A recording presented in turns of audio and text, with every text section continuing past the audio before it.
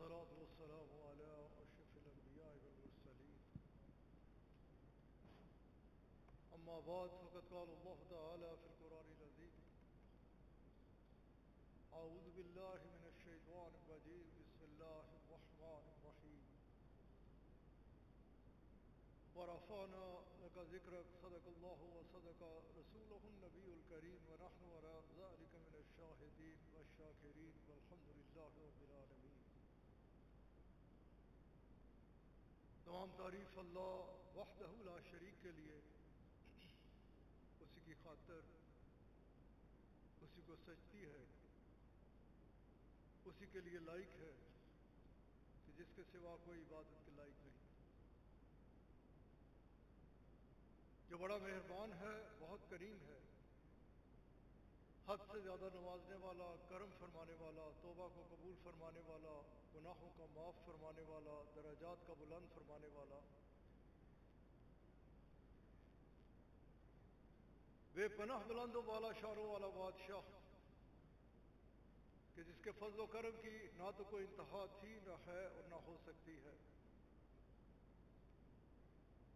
جس کا فضل اس کے غضب کے اوپر حاوی ہے، جس کے کرم کے ساتھ سارے معاملات مشروط ہیں کہ جسے وہ دینا چاہے کوئی روک نہیں سکتا، اور جسے وہ روک دے کوئی دے نہیں سکتا۔ اور بے پناہ درود و سلام ہمارے آقا و مولا، ہماری جانوں کے بادشاہ، حاضر و ناظر، مختار کل، اللہ کریم کے حبیب صلی اللہ علیہ وآلہ وسلم کی ذات اعلیٰ کے اوپر کہ جن کے مقام کو، جن کی شان کو اور جن کی حقیقت کو آپ کے رب کے علاوہ کوئی اور جانتا نہیں، جن پہ درود و سلام بھیجتا ہے تو اللہ کریم جن کی آنے والی آن کو پہلی آن سے بلند تر فرما رہا ہے تو اللہ کریم جن کے چہرہ مبارک کو ہر وقت، ہر لحظہ، ہر آن اپنی نگاہوں کا محور و مرکز بنا کے رکھے ہوئے ہے تو اللہ کریم جن کے ذکر پاک کو خالصتاً آپ ہی کی خاطر بلند فرمانے کا اعلان فرمائے تو اللہ کریم جن کی اطاعت کو اپنی اطاعت قرار دے تو اللہ کریم اور جن کی اتباع کو اپنی عبادت، اپنی بندگی قرار دے تو اللہ کریم۔ اور ہم سب کو ہر وقت، ہر لحظہ، ہر آن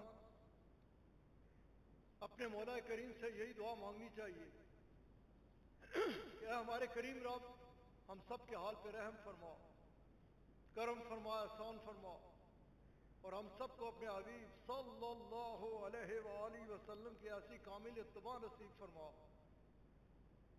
کہ جو ذریعہ بن جائے ہم سب کے لیے اپنے آقا علیہ الصلوۃ والسلام کی خوشنودی کو پاتے ہوئے اپنے رب کی رضا کو حاصل کرنے کا۔ یہ کامیاب وہی ہے، فلاح اسی نے پائی کہ جس نے اپنی زندگی کو رسول کریم شہنشاہ کل عالم صلی اللہ علیہ وآلہ وسلم کے احکامات و فرمودات کے تابع بسر کیا۔ اور ہماری ان خوبصورت محافل کے انعقاد کا مقصد بھی یہ ہوتا ہے جن کا عنوان میلاد مصطفیٰ صلی اللہ علیہ وآلہ وسلم ہو، ذکر رسول مقبول صلی اللہ علیہ وآلہ وسلم ہو، ذکر حبیب صلی اللہ علیہ وآلہ وسلم ہو، ان کا مقصد صرف ایک ہے کہ ہم ادھر آئیں بیٹھیں اور بیٹھنے کے بعد اپنے آقا علیہ الصلوۃ والسلام کی محبت میں اس انداز سے اپنے آپ کو غرق کریں کہ ہم اپنی زندگیوں کو شریعت مطہرہ کے عین مطابق ڈھال لیں، اپنے رب کے اس فرمان کو ہمیشہ سامنے رکھیں کہ جو رسول اللہ صلی اللہ علیہ وآلہ وسلم تمہیں دیں وہ لے لو، اور جس سے آپ صلی اللہ علیہ وآلہ وسلم تمہیں روک دیں اس سے رک جاؤ۔ اپنے رب کے اس فرمان کو سامنے رکھیں کہ جس نے میرے حبیب علیہ الصلوۃ والسلام کی اطاعت کی، در حقیقت اس نے مجھ اللہ کی اطاعت کی۔ اپنے رب کریم کے اس فرمان مبارک کو سامنے رکھے کہ جو اس نے اپنے حبیب صلی اللہ علیہ وآلہ وسلم کے ذریعے سے ہم تک پہنچایا کہ اے میرے پیارے حبیب صلی اللہ علیہ وآلہ وسلم، آپ ہر اس بندے کو میرا یہ پیغام پہنچا دیجئے کہ جو توحید پرست ہونے کا اعلان کرتا ہے، جس کی زبان پر یہ ہے کہ مجھے اپنے رب سے بہت پیار ہے، میں اپنے رب سے محبت کرنے والا ہوں، آپ اسے میرا یہ فرمان مبارک پہنچائیے کہ وہ آپ کی اتباع اختیار کرے، آپ کی اتباع۔ اور در حقیقت بڑی خوشی ہو رہی تھی ادھر بار بار لبیک یا رسول اللہ صلی اللہ علیہ وآلہ وسلم کا نعرہ سن کے۔ اگر آپ کو تاریخ پتہ ہے تو 1997 میں عیدگاہ سے الحمدللہ ثم الحمدللہ ثم الحمدللہ یہ نعرہ بلند ہوا، اور اس کا مقصد بھی کیا تھا؟ کس چیز کو؟ یہ نعرہ تو صحابہ کرام رضوان اللہ تعالی علیہم اجمعین نے بلند کیا، لیکن لوگ اس نعرے کو تقریباً بلا چکے تھے۔ اللہ نے کرم کیا، احسان کیا عیدگاہ کے اوپر، جو بے شمار احسان فرما رہا ہے۔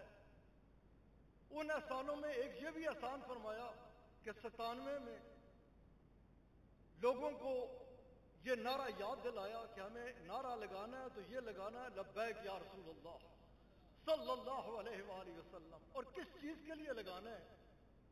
کیونکہ جو حال آپ نے دیکھا ہے، اقدار ختم ہو چکی ہیں، ویلیوز ختم ہو چکی ہیں، ادب آداب احترام ختم ہو چکا ہے، انسانیت کی قدر جاتی رہی ہے۔ ہم اس چیز کو بھول چکے ہیں کہ ہمارے نبی پاک علیہ الصلوۃ والسلام مومنین کے لیے رحمت بن کر نہیں، مسلمین کے لیے رحمت بن کر نہیں، عالمین کے لیے رحمت بن کر تشریف لائے۔ آپ خلق عظیم لے کر تشریف لائے۔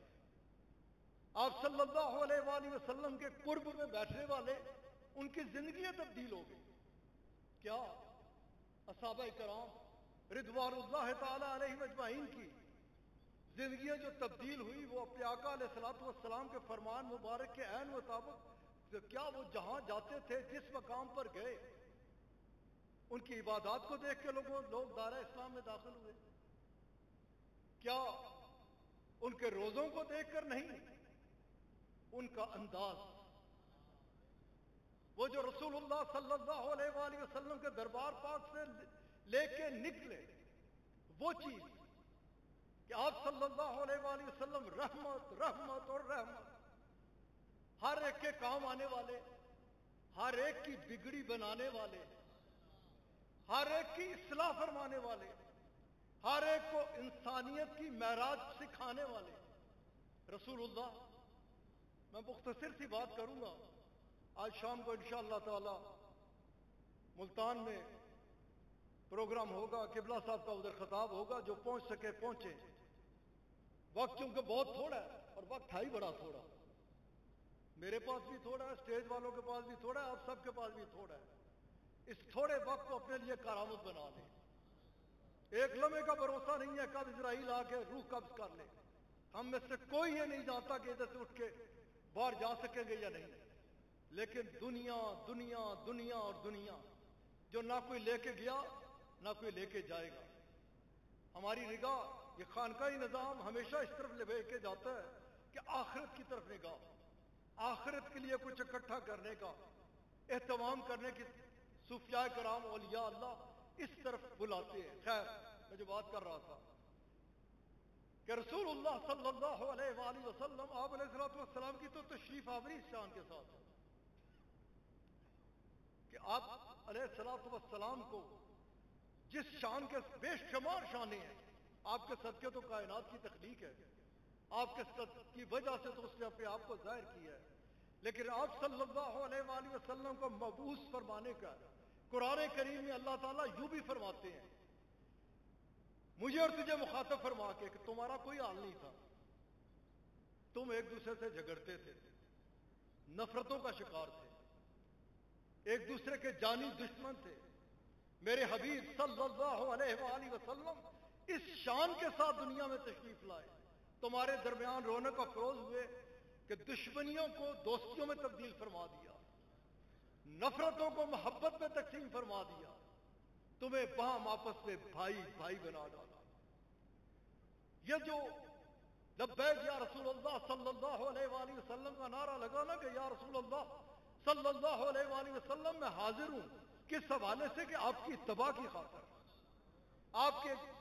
آپ کو جیسا اتباع کہتے ہیں اطاعت ہے جو حکم ہو، آپ جو فرمائیں کہ یہ کرو، اور اتباع ہے کہ جس کو جیسے آپ صلی اللہ علیہ وآلہ وسلم کو کرتا دیکھو ویسے کرتے چلے جاؤ۔ اور اسی اتباع کے بارے میں اللہ تعالیٰ نے مجھے اور تجھے خوشخبری دی ہے کہ جب تم میرے حبیب علیہ الصلوۃ والسلام کی اتباع اختیار کرو گے، میں تمہیں اپنا دوست بھی بنا لوں گا اور تمہارے تمام گناہوں کو معاف فرما دوں گا، اور میں تم سے محبت کرنے لگ پڑوں گا۔ اللہ کی محبت حاصل کرنے کا راستہ ایک ہی ہے، اور وہ ہے رسول اللہ صلی اللہ علیہ وآلہ وسلم، آپ کی اتباع۔ آپ صلی اللہ علیہ وآلہ وسلم آپ نے کس انداز سے انقلاب برپا کیا، کیا کیفیات ہو گئی، کیا آپ نے ہمیں دیا، کس انداز سے آپ نے ہماری تربیت فرمائی۔ ایک دن رسول اللہ صلی اللہ علیہ وآلہ وسلم آپ رونق افروز ہے، سامنے سے ایک جنازہ گزرتا ہے، آپ صلی اللہ علیہ وآلہ وسلم کھڑے ہو جاتے ہیں، اصحابہ کرام رضوان اللہ تعالی علیہ اجمعین انہوں نے دربار رسالت جانتے تھے کہ آپ کو خبر ہے، لیکن اگر سوال نہ کرتے تو تیرے اور میرے تک روشنی پہنچتی کیسے؟ عرض کی کہ یا رسول اللہ صلی اللہ علیہ وآلہ وسلم یہ تو یہودی کا جنازہ ہے، اس کی میت ہے۔ آپ صلی اللہ علیہ وآلہ وسلم کہ مجھے اس سے غرض نہیں ہے کہ یہ کس کی میت ہے، میں تمہیں انسانیت کا احترام سکھانے کے لیے آیا ہوں،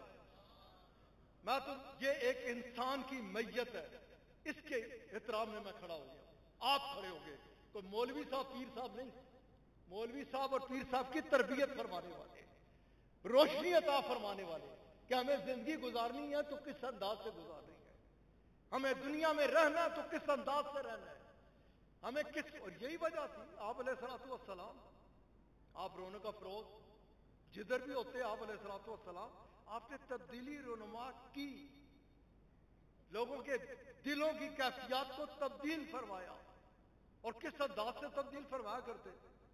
ایک دن رسول اللہ صلی اللہ علیہ وآلہ وسلم آپ رونق افروز ہیں، یہ بیٹا سیکھنے کی چیزیں ہیں، یہی چیزیں ہمارے ہاتھ سے نکل گئی، ذلت اور رسوائی اس وقت ہمارا مقدر بنی ہوئی ہے۔ جس کا دل کرتا ہے مسلمان ممالک کے اوپر آنکھیں نکالتا ہے، باہر ابھی ہمارا بیٹا باہر انگلینڈ سے آیا، جس کا دل کرتا ہے اٹھ کے مسلمانوں کی عزتوں کے پرکھ کے اڑا کے رکھ دیتا ہے، جس کا جو دل کرتا ہے مسلمانوں کے لیے کہتا ہے۔ آج اس وقت کیفیت یہ ہے کہ 8 ارب کے قریب آبادی ہے دنیا میں، اور 2 ارب مسلمان ہیں، 8 ارب میں سے 2 ارب، مطلب کی ہویا ہر چوتھا بندہ مسلمان ہے۔ 206 کے لگ بھگ ممالک ہیں دنیا میں، 58 ملک مسلمان ہیں، ہر چوتھا ملک مسلمان ہے، اور پھر اسی غریب بھی نہیں ہوں، ویسے تو اسی امیر ہوں، کس حوالے نال امیر ہوں کہ اسی رسول اللہ دے نال محبت کرتے ہیں، اس کے بعد کے خزانہ ہی کوئی نہیں کسی کو، کہ یہ فاقہ کش جو موت سے ڈرتا نہیں ذرا، روح محمد صلی اللہ علیہ وآلہ وسلم اس کے بدن سے نکال دو۔ روح ہے کیا؟ روح کس چیز کا نام ہے؟ خالی نعرے نام ہے، نام خالی اتھرو، آج ضروری ہے، اب جس کی محبت ہوتی ہے، جس سے محبت ہوتی ہے اس کا ذکر ہوتا ہے، جس سے محبت ہوتی ہے اس کے لیے جذبات ہوتے ہیں، جس سے محبت ہوتی ہے اس کے لیے عقیدت ہوتی ہے، لیکن آپ صلی اللہ علیہ وآلہ وسلم کی اصل محبت نام اس کا ہے کہ ہمارا کوئی عمل ایسا نہ ہو جو شریعت مطہرہ سے دور، جو آپ علیہ الصلوۃ والسلام کے احکامات پر مداد سے ہٹ کے ہو، جس میں کہ شریعت ممانعت کرتی ہو۔ ہمیں اپنے آپ کو اس انداز سے رکھنا ہے کہ جس جگہ جانے کا شریعت حکم دیتی ہے ادھر سے ہم غیر حاضر کبھی نہ ہو، اور جدھر کی ممانعت کی گئی ہے ادھر کبھی ہم حاضر نہ ہو۔ یہ ہمارے بدن کی بھی کیفیت ہو، ہمارے دل کی بھی یہ کیفیت ہو۔ میں بات کر رہا تھا کہ رسول اللہ صلی اللہ علیہ وآلہ وسلم آپ علیہ الصلوۃ والسلام کے دربار اعلیٰ کی جو روشنی ہے، جو تعلیمات ہیں، جن سے ہمیں اپنے آپ کو رنگنا ہے، اور اسی وہی ذریعہ کہ ہم واپس اپنی کھوئی ہوئی عظمت کو حاصل کریں گے۔ اللہ کرے تجھے اور مجھے غزوہ ہند نصیب ہو جائے، تجھے اور مجھے وہ موقع مل جائے کہ جس کے بارے میں آپ علیہ الصلوۃ والسلام نے فرمایا کہ مسلمان ذلت اور رسوائی کا سامنا کرنے کے بعد کفر انہیں خدش و خشاک کی طرف آ کے لے جائے گا، لیکن بڑا نقصان اٹھانے کے بعد سمجھ گے، سمجھ جاؤ یار، ٹھیک ہو جاؤ، اپنے آپ کو ویسا بنا لو جیسا دین کہتا ہے۔ آپ صلی اللہ علیہ وآلہ وسلم کی تعلیمات کو بناؤ، وقت کو مد نظر رکھتے ہوئے، اس جگہ اس بات کو اسی طرف چھوڑتے ہوئے آپ صلی اللہ علیہ وآلہ وسلم آپ رونق افروز ہے۔ دو تین خوبصورت ترین مناظر دربار رسالت مآب صلی اللہ علیہ وآلہ وسلم کے، اور میری بات ختم۔ آپ علیہ الصلوۃ والسلام رونق افروز ہیں۔ آپ صلی اللہ علیہ وآلہ وسلم کہ خوبصورت دربار اعلیٰ میں آپ علیہ الصلوۃ والسلام فرماتے ہیں کہ مجھے قسم ہے اپنے رب کی کہ وہ بندہ صاحب ایمان نہیں ہو سکتا، تو بندہ مومن نہیں ہو سکتا۔ آپ علیہ الصلوۃ والسلام نے پھر فرمایا، آپ علیہ الصلوۃ والسلام نے تیسری بار فرمایا۔ صحابہ کرام رضوان اللہ تعالی علیہ اجمعین جو کامل ایمان والے، جن کی ہر وقت تھوڑی اس پہ ہوتی کہ ہم ایمان کی خاطر، دین کی خاطر، اسلام کی خاطر کچھ کر سکیں، ہاتھ باندھ کر عرض کی کہ یا رسول اللہ صلی اللہ علیہ وآلہ وسلم، ہمارا باپ اور ماں پہ قربان، یہ کس کے بارے میں آپ نے قسم اٹھا کے فرما رہے ہیں، اور ایک بار نہیں، دو بار نہیں، تین بار آپ نے فرمایا کہ وہ ایمان والا نہیں ہو سکتا۔ آپ علیہ الصلوۃ والسلام نے فرمایا، جب عرض کی نا کہ کس کے بارے میں آپ نے فرمایا، کہ آپ علیہ الصلوۃ والسلام نے فرمایا جس کا پڑوسی اس کے شر سے محفوظ نہ ہو، جس کا جو اپنے پڑوسی کو تکلیف دینے والا ہو۔ اسی ناشتہ کے مسجد جائیے، اسی روز روزے رکھیے، لمبی تسبیح بھی ہاتھ ہوئے، پگڑ بھی ہوئے، ٹوپی بھی ہوئے، سب سج دھج کے میری طرح بہ بھی جاؤ، لیکن اپنے نبی پاک کا یہ فرمان جو آپ تین بار قسم اٹھا کے فرما رہے ہیں، کیا ہمیں یاد ہے؟ کیا ہم اپنے آپ علیہ الصلوۃ والسلام نے فرمایا، جب یہ فرمایا کہ اللہ تعالیٰ محسنین کو پسند فرماتا ہے، محسنین کو دوست رکھتا ہے، محسنین اس کے نزدیک سب سے زیادہ پسندیدہ ہے۔ صحابہ کرام رضوان اللہ تعالی علیہم اجمعین نے عرض کی کہ یا رسول اللہ صلی اللہ علیہ وآلہ وسلم، ہمارا باپ اور ماں آپ پہ قربان، کس کو محسن کہا جائے گا؟ کس کے بارے میں کہا جائے گا کہ یہ محسن ہے؟ آپ علیہ الصلوۃ والسلام نے فرمایا جس کا پڑوسی اس کے بارے میں کہے کہ یہ بڑا ہی اچھا انسان ہے، یہ احسان فرمانے کرنے والا ہے، یہ کام آنے والا ہے، پڑوسی۔ آپ صلی اللہ علیہ وآلہ وسلم، آپ ہی کا دربار پاک ہے، آپ رونق افروز ہیں۔ آپ صلی اللہ علیہ وآلہ وسلم آپ نے فرمایا میری طرف توجہ کرو، اب یہ دربار رسالت مآب صلی اللہ علیہ وآلہ وسلم ہے، میرا تعلق خانقاہ سے ہے، خانقاہ دل مانجر کی کوشش کرتا ہے، اس کا اور کوئی کام نہیں ہے۔ خانقاہ ایک خانقاہی نظام اللہ تعالیٰ آپ سب کو جدت سے بھی تعلق ہے، خانقاہی نظام کے ساتھ تعلق مضبوط رکھنے کی توفیق عطا فرمائے۔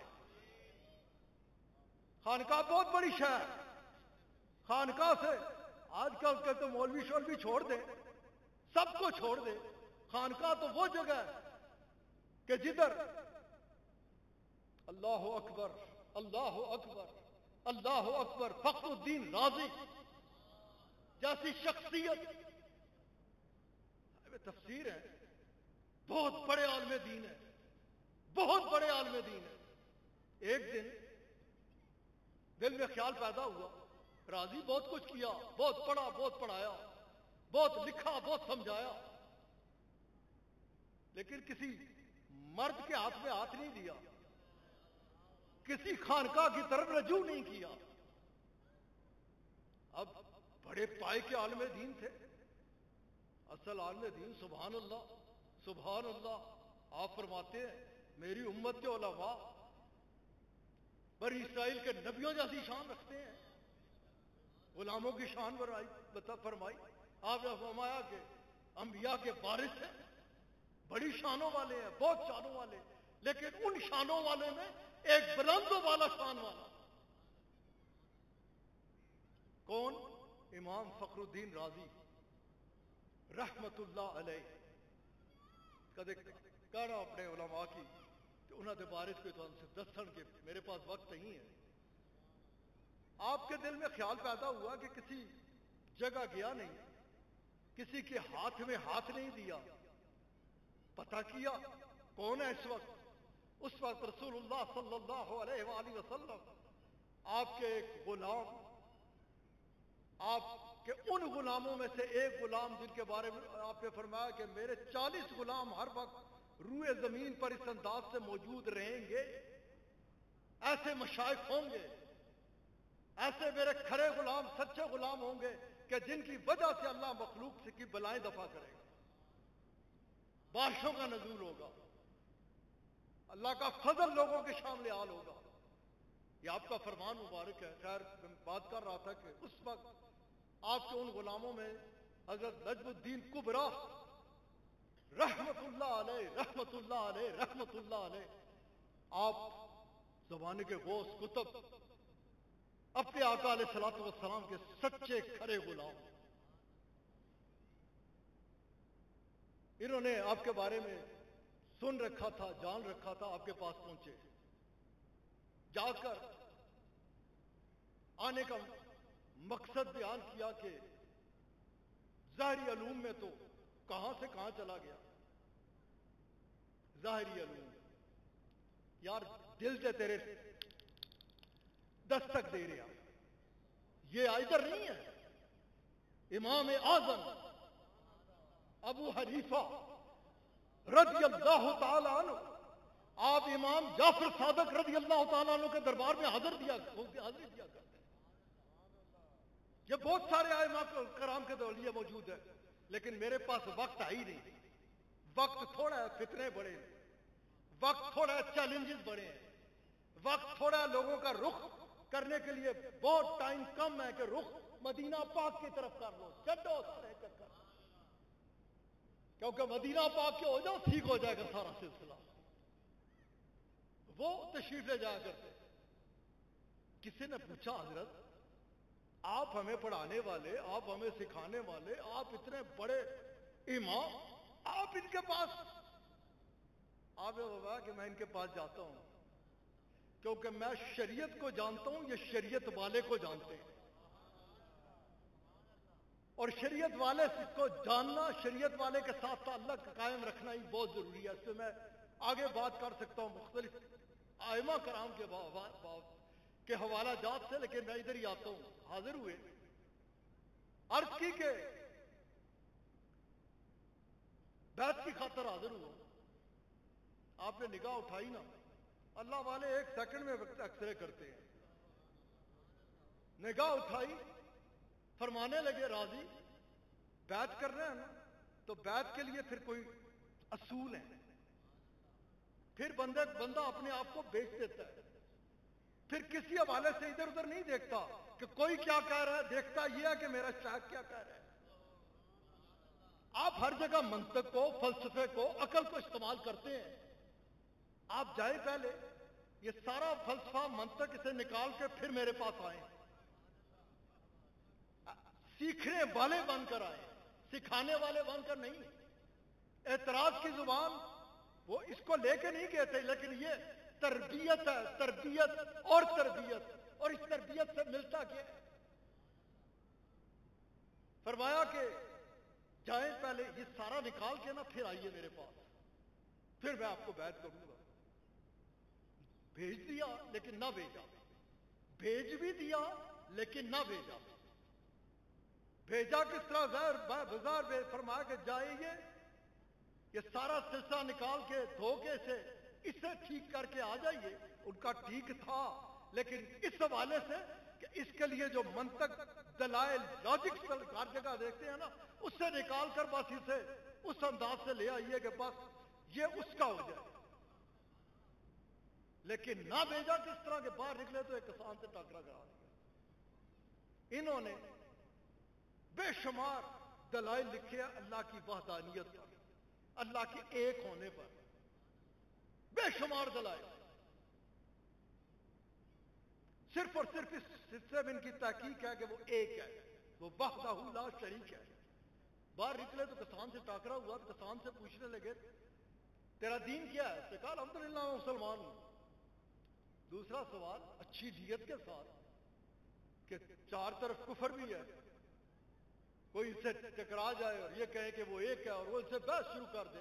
بڑی اچھی نیت سے یہ تحقیق کی تھی اور بڑی اچھی نیت سے سوال بھی کیا کہ اگر تیرے سے کوئی اس چکر میں پڑ جائے کہ کیسے کہتے ہو کہ اللہ ایک ہے، اس پہ بحث کرنے لگ پڑے، تو کیسے تم بتاؤ گے کہ واقعی وہ ایک ہے؟ انہوں نے بے شمار اس پہ تحقیق کر کے بے شمار دلائل لکھے۔ اس کسان نے نگاہ اٹھائی، کہنے لگے آپ کی شکل دیکھ کے نورانی شکل ہے، دل کرتا ہے دیکھتا چلا جاؤں، لیکن یہ جو آپ پوچھ رہے ہیں میرے سے کہ کیسے کہتے ہیں کہ اللہ ایک ہے، کوئی اس پہ میرے سے بات کرے، میرے لیے یہ بہت کافی ہے کہ میرے رب نے اپنے حبیب علیہ الصلوۃ والسلام کو فرما دیا کہ آپ ان تک پیغام پہنچا دیجئے، قل هو اللہ احد۔ اس کے بعد مجھے نہ کسی اور دلیل کی ضرورت ہے، نہ کسی روشنی کی ضرورت ہے منطق کی، میرے لیے یہ بہت کافی ہے، میرے لیے یہ بہت کافی ہے۔ میرے ساتھ اس پہ بحث و باسے کی ضرورت ہی نہیں۔ میرے سے کوئی پوچھے گا تو میں یہی کہوں گا جنہوں نے بتایا وہ ہے، انہوں نے ہی فرمایا وہ ایک ہے، وہ ایک ہے اور وہ ایک ہے۔ آپ چلے گئے، تھوڑا وقت گزرا، امام راضی رحمت اللہ علیہ کو تشریف لے گئے ہوئے، تو ایک دن نجم الدین کبریٰ وضو فرما رہے ہیں۔ وضو فرماتے فرماتے کہتے ہیں کیا وہ جو تجھے کسان نے کہا تھا؟ دوسری بار پھر فرماتے ہیں کیا وہ جو تجھے کسان نے کہا تھا؟ تیسری مرتبہ تھوڑی اونچی آواز میں فرماتے ہیں کیوں نہیں کہتا وہ جو تجھے کسان نے کہا تھا؟ خالی نہیں بھیجا تھا، اپنے دروازے سے ہی نماز کے بھیجا تھا۔ جو غلام وضو کرا رہا ہے نا، عرض کرنے لگا حضرت میرے اور آپ کے علاوہ ادھر کوئی ہے نہیں، یہ کسے آپ فرما رہے ہیں بار بار؟ آپ فرمانے لگے افسوس راضی کا وقت آخر آ گیا۔ شیطان ملعون سامنے آ گیا اور ان سے بحث بھی اسی حوالے سے چھیڑ دی اس کی وحدانیت کے بارے میں۔ ایک انہوں نے دلیل دی، شیطان اس سے کچھ ایسا جواب دیا، وہ دوسری پہ چلے گئے، کچھ اس نے پھر دیا، تیسری چوتھی پانچویں۔ آپ فرمانے لگے کہ وہ دلائل دیتے جا رہے ہیں شیطان، اللہ تعالیٰ تن من بچا کے رکھے۔ ایک منٹ پکڑ لو سارے چودھری مولوی راجے خان، اعوذ باللہ من الشیطان الرجیم، اور بڑا خطرناک ہے، چنگے پنے بندے کی پرت کے سکتا ہے، اور لگا بھی اس سے پیچھے زیادہ رہتا ہے جو نیکی دی طرف چلے، کیونکہ اس کا کھلا دشمن ہے، سارے کا کھلا دشمن ہے، لیکن جس نے کوئی نیکی دا ارادہ کیتا اس سے پیچھے ہاتھ دھو کے پہ جاتا ہے، تو اس سے بارہ تو اس سے علاوہ کوئی بھی نہیں بچا سکتا۔ اسی واسطے آپ کہتے ہیں پناہ پکڑتا ہوں ساتھ نام اللہ کے شیطان مردود سے۔ خیر، آپ فرمانے لگے کہ وہ بحث شروع ہو گئی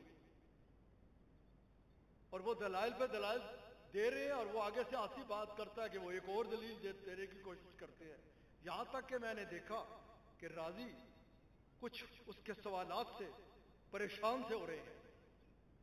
میں نے کہا چھوڑے سارے معاملات، میں نے انہیں آواز دی چھوڑ دے سب کچھ، زبان سے نکالیں کہ میں اس لیے اسے ایک مانتا ہوں کیونکہ رسول اللہ صلی اللہ علیہ وآلہ وسلم نے فرمایا ہے۔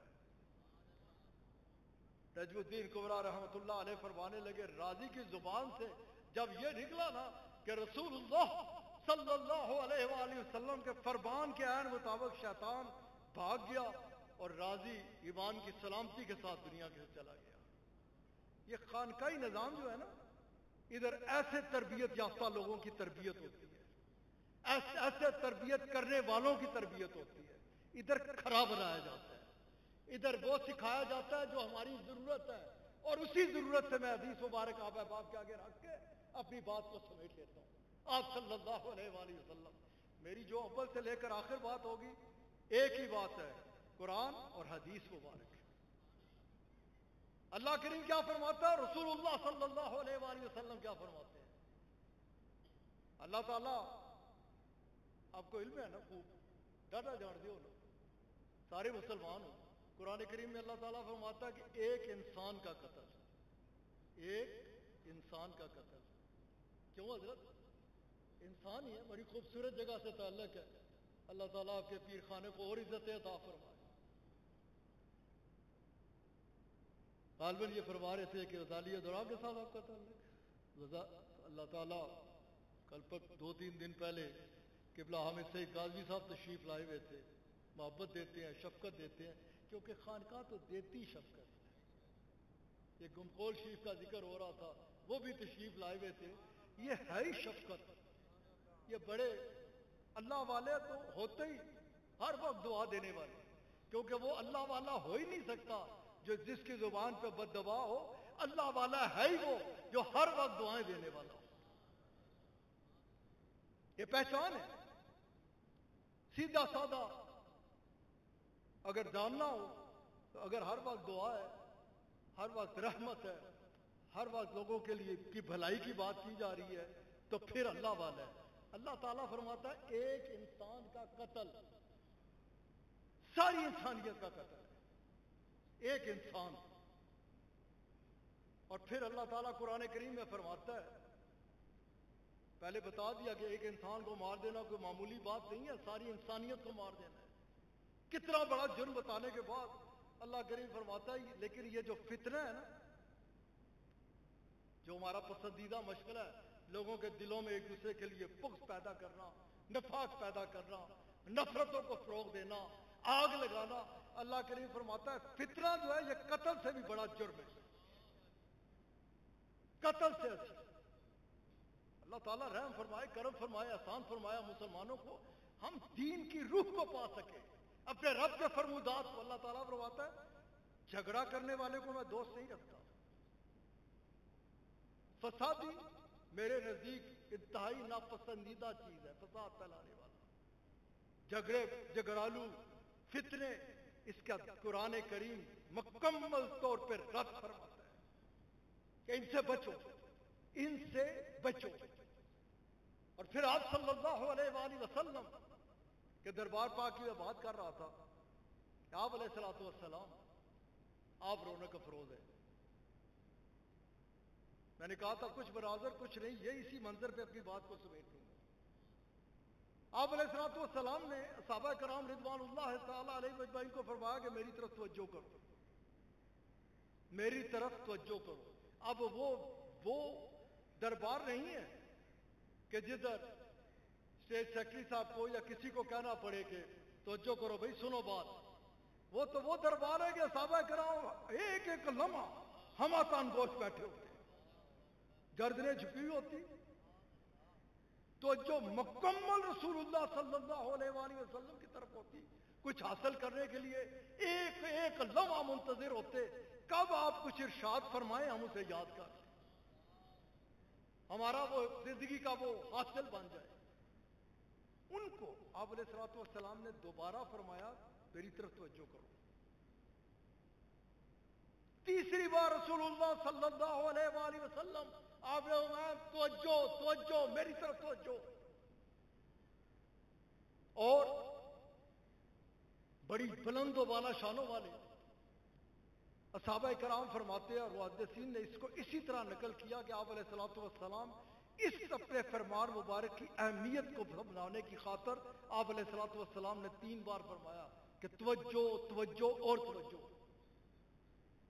پھر آپ علیہ الصلوۃ والسلام نے فرمایا کہ جب میں تمہاری آنکھیں مجھے نہ دیکھ پائے، کہ جس کو میں نے اپنے شاعر سے اس انداز سے سنا کہ آپ علیہ الصلوۃ والسلام ایک وہ کہ جب آپ علیہ الصلوۃ والسلام تشریف نہیں لائے تھے لیکن رونق افروز تھے، ایک اس شان کے ساتھ رونق افروز ہوئے کہ ایک بندہ آتا، ایک لمحے کی نگاہ اس آپ علیہ الصلوۃ والسلام کی طرف ایمان والی اٹھتی، اور سارے اللہ والوں سے، ظاہری علوم والوں سے، باطنی علوم والوں سے، غوثوں سے، قطبوں سے، سب سے اوپر چلے جاتے. ایک نگاہ، ایک آپ علیہ الصلوۃ والسلام کا وہ انداز مبارک.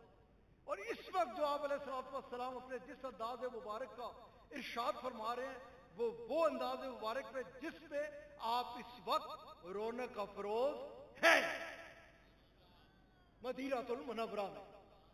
آپ علیہ الصلوۃ والسلام نے فرمایا کہ جب میں اس انداز مبارک کو اختیار کر لوں کہ تمہاری آنکھ مجھے دیکھ نہ پائے، تو واپس اس طرف نہ چلے جانا کہ جو میرے آنے سے قبل تمہارا حال تھا. دور جاہلیت کی طرف نہ روٹ تو چلے جانا. جو کچھ میں سکھانے کا آیا تھا، میں نے سکھایا، اس سے یاد رکھنا، اس سے بھلا نہ دینا. اور وہ کیا کہ ایک دوسرے کی عزت سے مت کھیلنا، کسی کمزور پہ کبھی ظلم نہ کرنا، کسی کا حق کبھی نہ چھیننا. جو میں نے تمہیں فرمایا نا کہ اس کی حفاظت کرنا، کس انداز سے حفاظت کرنا کہ جب بھی یہ کھلے کسی کا دل نہ ٹوٹے، کسی کو تکلیف نہ ہو، کسی کے لیے کوئی ایسے جملے نہ ہو کہ اس کی تضحیق ہو.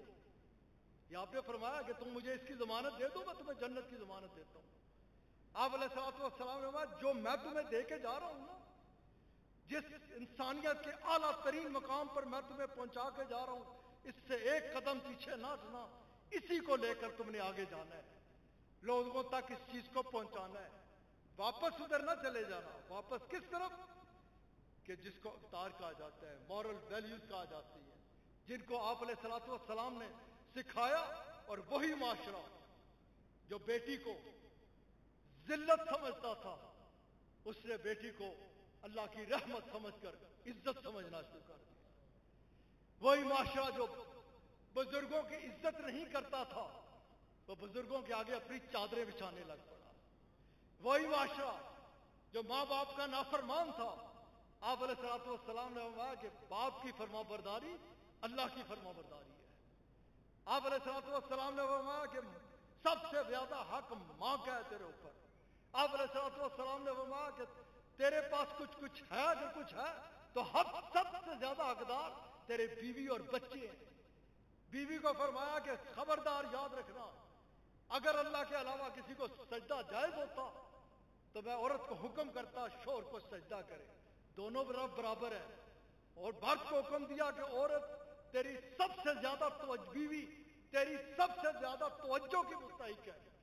تیرے پاس کچھ ہے تو سب سے زیادہ حق اس کا ہے. اور بیوی کو فرمایا کہ شوہر تیرے لیے اتنا قابل احترام ہے کہ اگر اللہ کے علاوہ سجدے کی اجازت ہوتی تو میں بیوی کو حکم دیتا شوہر کو سجدہ دے. یار ہمارا بڑا خوبصورت دین، بہترین دین ہمارا دین ہے. ہمارے پاس جو ہے نا دین ہے، مکمل ضابطہ ہے. یاد ہے بچپن سے لڑکپن تک، لڑکپن سے جوانی تک، جوانی سے بڑھاپے تک، ایک ایک لمحے کی ہماری تربیت ہوتی ہے. لیکن افسوس اس بات کا ہے کہ ہم اس کو مانتے ہیں، اس کی نہیں مانتے.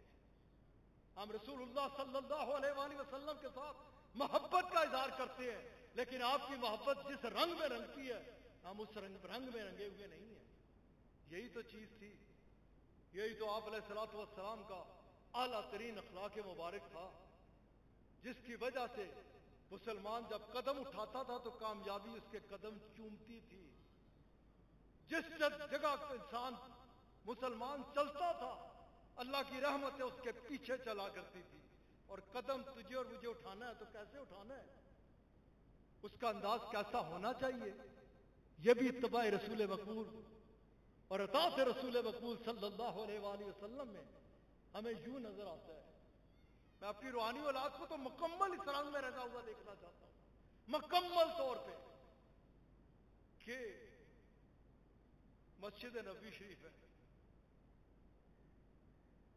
رمضان المبارک کا آخری عشرہ مبارک ہے، اور آخری عشرہ مبارک کے بھی آخری ایام ہے. صحابہ کرام رضوان اللہ تعالی علیہم اجمعین ادھر معتکف ہے. آپ علیہ الصلوۃ والسلام یہ انداز مبارک اختیار فرما کے رونق افروز ہیں. ایک شخص مسجد نبوی شریف میں داخل ہوتا ہے. آپ علیہ الصلوۃ والسلام کے غلام کے پاس آتا ہے, بڑی پریشانی میں مبتلا ہو گیا, بہت سخت پریشانی ہے. اگر آپ اس وقت اس بندے کے پاس جا کر میری سفارش کر دیں نا, جو مجھ پہ ظلم کرنے کو تیار ہے, میرے سے سب کچھ چھین لے گا, میرے پاس اوپر بہت ظلم کرے گا, اگر آپ تشریف لے چلے نا, آپ جا کر اس کو میری ضمانت دے دیں, میری سفارش فرما دیں, تو میں اس کے ظلم سے بچ جاؤں گا. آپ اٹھے, آپ چلنے لگے تو باقی جو لوگ معتکف تھے, اعتکاف کی صورت حالت میں بیٹھے ہوئے تھے مسجد نبوی شریف میں, انہوں نے کہا کہ کمال کرتے ہیں حضرت, یہ کیا کرنے لگے؟ آپ معتکف ہیں, آپ کا قدم کسی اور ضرورت کے لیے مسجد نبوی شریف سے نکلے گا, اعتکاف ٹوٹ جائے گا, بہت بڑی عبادت پہ ہے, اور آپ کس مقام پر ہیں؟ اس وقت آپ نے فرمایا کہ میں اپنے آقا علیہ الصلوۃ والسلام کے حضور حاضر تھا. رسول اللہ صلی اللہ علیہ وآلہ وسلم رونق افروز تھے, رمضان المبارک کی آمد تھی. آپ علیہ الصلوۃ والسلام ہمیں فرما رہے تھے کہ اگر روزانہ بھی کوئی کوشش کیتا کرو, رمضان شریف کے علاوہ بھی کوئی مغرب کی نماز پڑھ کے نا عشاء کی نماز تک مسجد میں بیٹھ جائے نا, عشاء کی نماز کے انتظار میں, اللہ تعالیٰ اس سے بڑا راضی ہوتا ہے. یہ وقت اس کا اعتکاف کی حالت میں ہوتا ہے, وہ معتکف لکھا جاتا ہے اس کے کاغذوں میں, اور بڑا اجر دیتا ہے,